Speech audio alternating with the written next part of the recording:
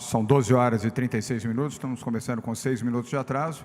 Tínhamos a informação de que o presidente Jair Bolsonaro faria um pronunciamento e, em respeito a isso, estamos aguardando que fosse feito este pronunciamento. Como não se confirmou, nós iniciaremos aqui a nossa coletiva de imprensa, como temos feito todos os dias no mesmo horário. Havendo o pronunciamento da Presidência da República, nós interromperemos, assistiremos e voltaremos a dialogar com jornalistas que estão aqui presentes no Palácio dos Bandeirantes nesta manhã do dia 25 de março. Quero agradecer a presença aqui ao meu lado do prefeito Bruno Covas, prefeito da capital de São Paulo, José Henrique Guerra, secretário da Saúde do nosso estado, Henrique Meirelles, secretário da Fazenda e Planejamento, Rocieli Soares, secretário de Educação, e o Kleber Mata, secretário de Comunicação. Também presente, embora não aqui à frente, o Bruno Caetano, secretário de Educação do município de São Paulo.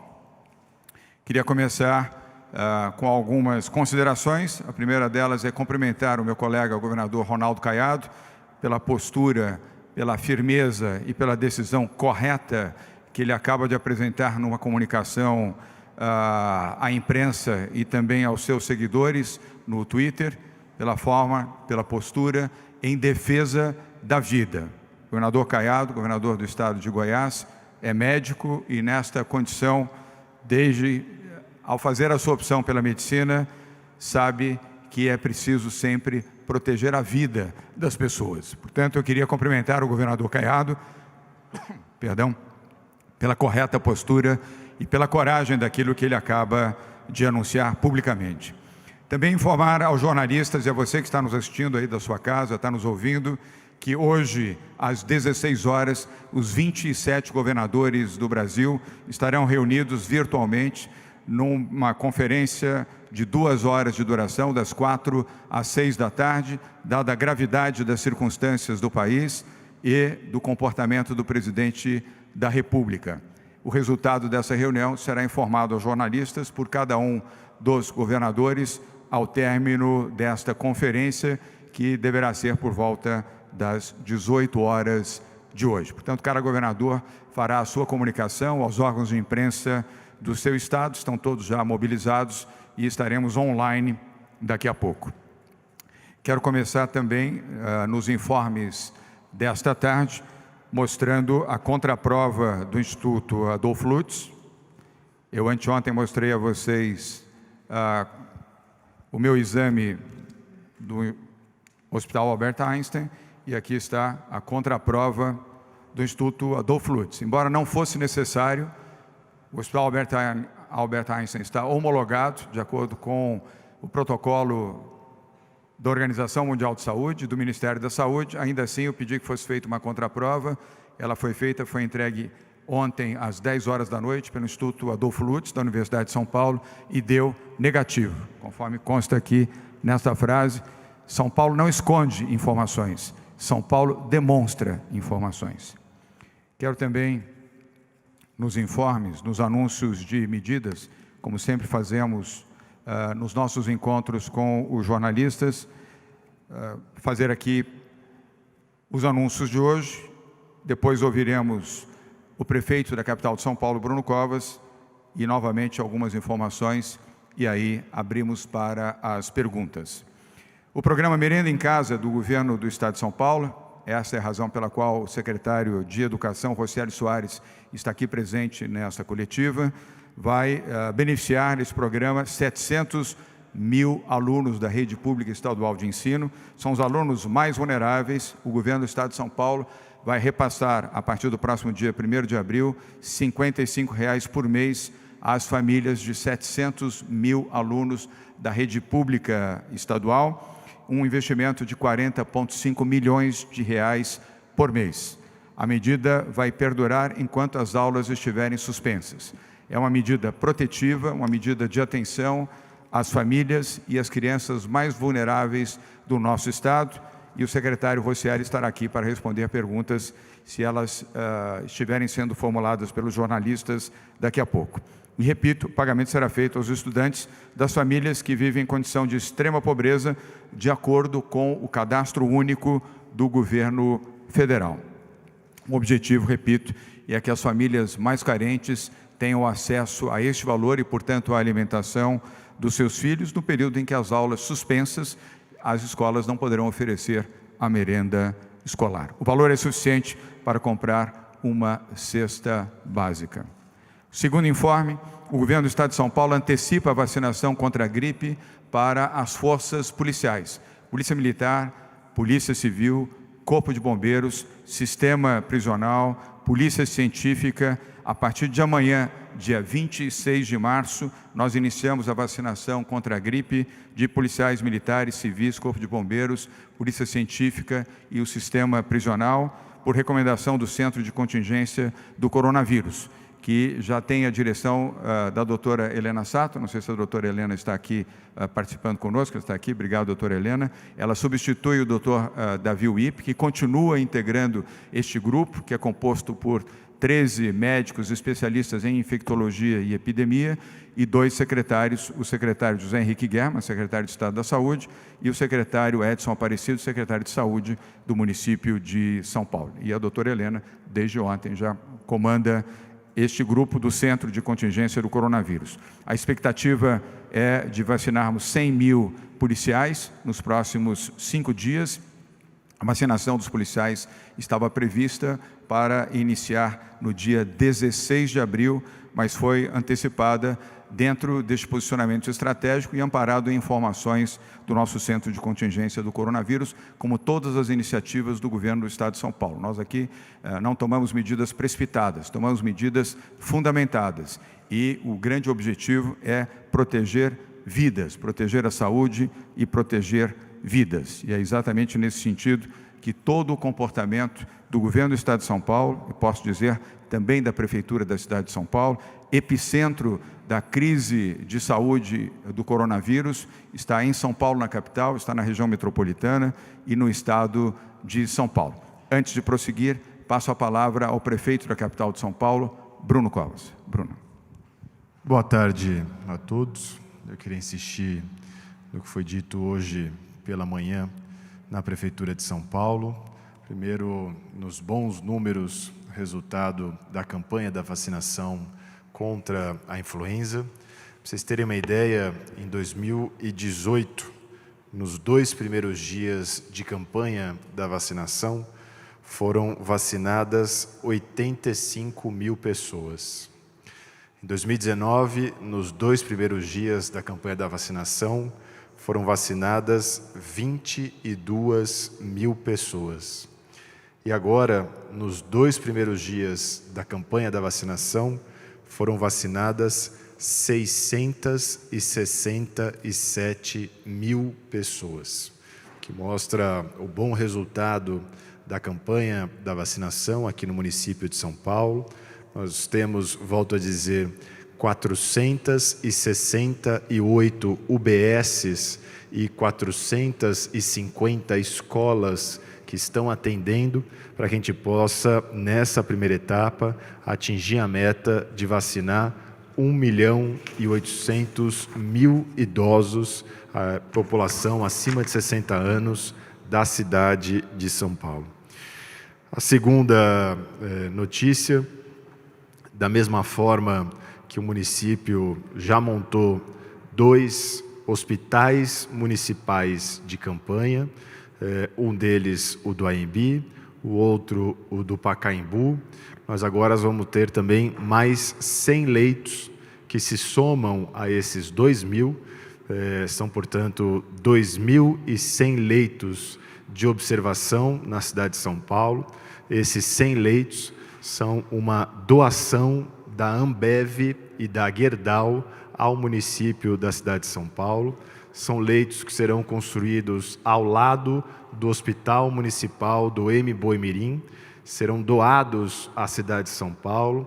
As empresas vão arcar com todo o custo da instalação e vão arcar com parte do custo da manutenção deles durante os 4 meses seguintes após a inauguração. A expectativa é que em 3 semanas eles já fiquem prontos para serem utilizados pela Secretaria Municipal e Secretaria Estadual de Saúde, já que é um trabalho conjunto, município e Estado. E da mesma forma, a Prefeitura conseguiu antecipar as obras do Hospital Municipal da Brasilândia, e nós teremos mais 150 leitos de UTI à disposição na luta contra o coronavírus.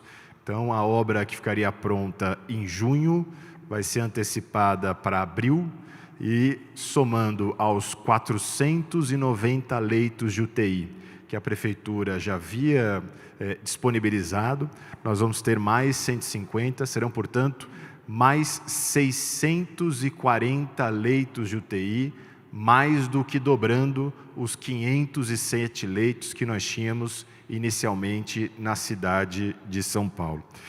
A Prefeitura se preparando para o pior momento da crise, que vai ser pior ou melhor, dependendo do que as pessoas continuarem a colaborar. Queria mais uma vez aqui, colocar a importância do isolamento social, um ato humanitário de respeito ao próximo, de respeito ao cidadão, de respeito à sua família. Continuamos insistindo para que as pessoas fiquem em casa o quanto mais tempo puderem, para poderem colaborar com a Prefeitura e o Governo do Estado na luta contra o coronavírus. Muito obrigado, bom dia a todos. Obrigado, prefeito Bruno Covas. Antes de prosseguirmos, uma correção na informação dada. Fui avisado aqui pela doutora Helena Sato, nossa coordenadora do Centro de Contingência do Coronavírus, que a vacinação para as forças policiais começa no dia 30 de março, segunda-feira, para policiais militares, policiais civis, corpo de bombeiros, sistema prisional e polícia científica. Portanto, esta é a informação correta. Começa no dia 30 de março. Antes de passar também a palavra ao secretário da Saúde, José Henrique Guerma, informo que, tão logo seja feita a conferência de imprensa pelo presidente da República, Jair Bolsonaro, logo após nós estaremos aqui de volta para atender aos jornalistas nesta mesma coletiva de imprensa. Ainda que seja interrompida, voltaremos logo após o pronunciamento do presidente da República. Com a palavra, o secretário da Saúde, José Henrique Guerma. Muito boa tarde a todos. A partir de ontem, às 16 horas, que é o dia 24, sempre neste horário, o Ministério da Saúde apresenta os seus índices de confirmação de casos. Então, nós temos aqui que para o Brasil, ontem, 17 horas, 2.201 casos. São Paulo, 810 casos. Para São Paulo, 40 óbitos, e para o Brasil, 46 óbitos. Todos os óbitos de São Paulo ocorreram na Grande São Paulo. São várias faixas etárias, e, como esperado, acima de 60 anos. Aqueles que estavam abaixo de 60 anos têm também comorbidades importantes que favorecem, então, ao êxito letal. Hoje, 59 pacientes em hospitais públicos e privados em regime de terapia intensiva. Muito obrigado. Muito obrigado, doutor Guerma. Doutora Helena Sato, deseja fazer alguma comunicação? Ok, vamos prosseguir então. Queria, antes de abrir as perguntas dos jornalistas que aqui estão e também as perguntas online, mencionar que há pouco terminamos uma conferência dos governadores da região sudeste com o presidente Jair Bolsonaro e vários dos seus ministros. Todos nós aceitamos republicanamente participar desta conferência.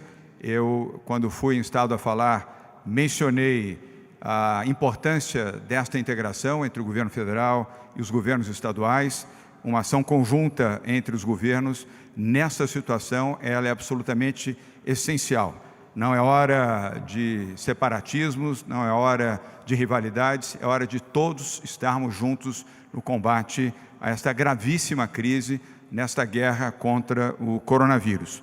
Mas posicionei ao presidente Jair Bolsonaro, na introdução da minha participação, que eu havia ficado decepcionado com a intervenção feita ontem à noite pelo presidente da República em rede nacional de televisão, discordando do posicionamento do presidente e entendendo que, para os brasileiros de São Paulo, e eu aqui represento 46 milhões de brasileiros, a intervenção do presidente Jair Bolsonaro e o conteúdo daquilo que ele disse ontem à noite foi absolutamente equivocado e em dissintonia, inclusive, com as orientações do próprio Ministério da Saúde do governo federal. Não fiz nenhuma colocação nem de ordem política, nem alterei o tom de voz, nem fiz nenhuma acusação, apenas um registro como brasileiro, como cidadão e como governador eleito do Estado de São Paulo. E a nossa proposta, durante toda a intervenção, foi pelo entendimento e pelo diálogo, a integração de atitudes e de medidas, a não relativização desta crise. Não é uma gripezinha, não é um resfriadozinho, é um assunto sério, difícil e a maior crise de saúde pública da história do país. Então, presidente, conforme lhe disse, de maneira respeitosa, não é uma gripezinha, não é um resfriadozinho, é um assunto grave. Nós já temos 46 vítimas até o presente momento e não entramos ainda nem no pico dessa chamada crise do coronavírus. Portanto, presidente, não politize a questão, não transforme isso em palanque político. Nós não estamos transformando. Os 27 governadores de Estado e eu, como governador de São Paulo, estamos preocupados em salvar vidas. Essa é a nossa prioridade. E eu queria dedicar ao presidente Jair Bolsonaro, Bruno Covas, uma reflexão para aquele que é o presidente do Brasil e que, na minha visão, deveria liderar o país e não conflagrar o país como ele tem feito com as suas posições, com as suas manifestações, com as suas decisões e com a forma intempestiva com que se dirigiu a mim hoje nesta teleconferência com ele, o vice-presidente da República e demais ministros. Não é no repto, não é no desafio pessoal que nós vamos construir soluções para esta grave crise do Brasil. É no entendimento, é na reflexão, é na paz de espírito, na capacidade de interpretar corretamente os fatos e emitir soluções e medidas saudáveis, positivas, construtivas, equilibradas e em paz. E a minha reflexão ao presidente, que dedico ao presidente Jair Bolsonaro, é: presidente, vamos refletir juntos. Não pode haver fronteira entre a solidariedade e o amor ao próximo. Irmã Dulce nos ensinou que as pessoas que espalham amor não têm tempo nem disposição para jogar pedras. Pense nisso, presidente. Lidere o seu país, lidere o seu povo, com a alma aberta, com o coração aberto, fazendo bem às pessoas. E não transforme isso numa conflagração, numa luta política e numa disputa eleitoral.